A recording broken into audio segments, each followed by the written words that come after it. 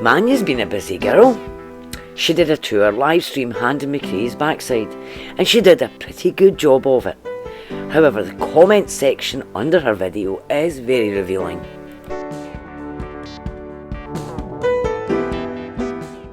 Manya was asked if it was always known that McCree was the way he is. And Manya admits that they babied him behind the scenes. A tacit admission that yes, they knew he was problematic, but they hid it and covered it up so that the audience, the money providers, had no idea. So these people kept sending him money with no idea of how his behaviour was having to be managed. Yes, Manya helped him dupe all of his cash cows. They babied him, they lied for him, they did PR for him, they ran false narratives to try to stop him being held accountable for his problematic behaviours. They were his enablers and his accomplices, and Manya has let that slip out. Well done, Manya. But meanwhile, as they did this, Steve kept raking in the cash.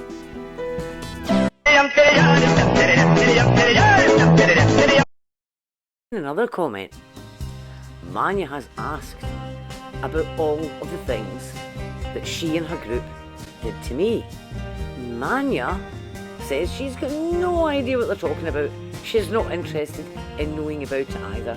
Let's have a reminder. When his co-host Cheshire made false sexual assault allegations against biologist Fiona Robertson, McRae said nothing about it. In fact, he corroborated her lies. I can say on pretty good authority that a good friend of ours, Red's Rhetoric, was sexually assaulted by Fiona at JFK. I know that story. Uh-huh.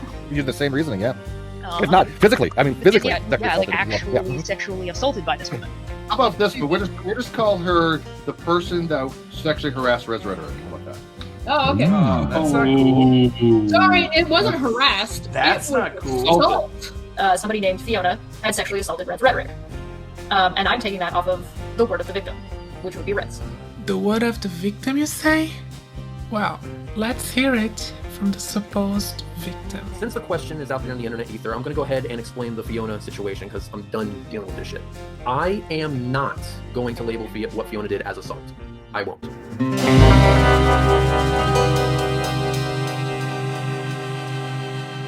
To the surprise of absolutely nobody.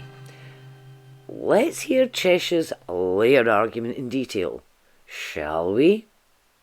That we went over in the 5-hour stream. And it's essentially that what I had said was that somebody named Fiona had sexually assaulted Red's Rhetoric. And I'm taking that off of the word of the victim, which would be Red's. And I purposefully did not give any other information. I just made the allegation. Part of that was part of a layered argument that has to do with the number of people, and these people specifically calling Steve a rape apologist. So, by their definition, if they don't believe me about Fiona, they're all rape apologists. That's essentially the argument that's being made. The second half of that is that I happen to trust and believe Reds. So, if that's not good enough for them, then it's not good enough to be calling Steve a rape apologist now, is it? That episode of the Shills aired on the 16th of January 2020. And so since that date, people have been aware that Chesh had been lying. You'll also notice that this episode is unlisted.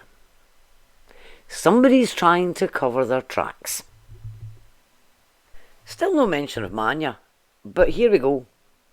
At the beginning of October 2021, a full 21 months after Cheshire had accidentally confessed to all being a sham and Red saying that there was no sexual assault, Manya did this.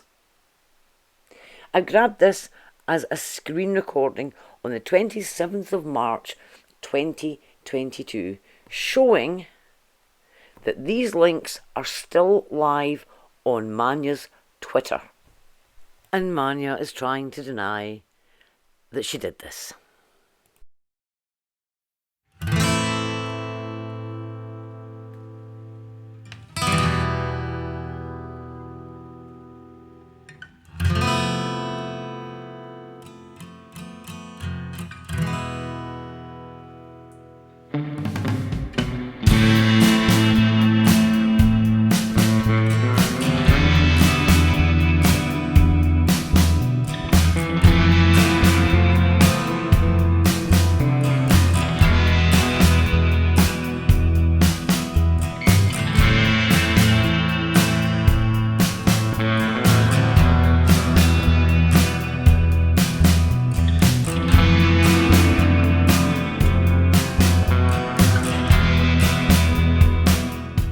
over 40 tweets in the space of 48 hours, repeating the allegation that she has known as false for almost 2 years.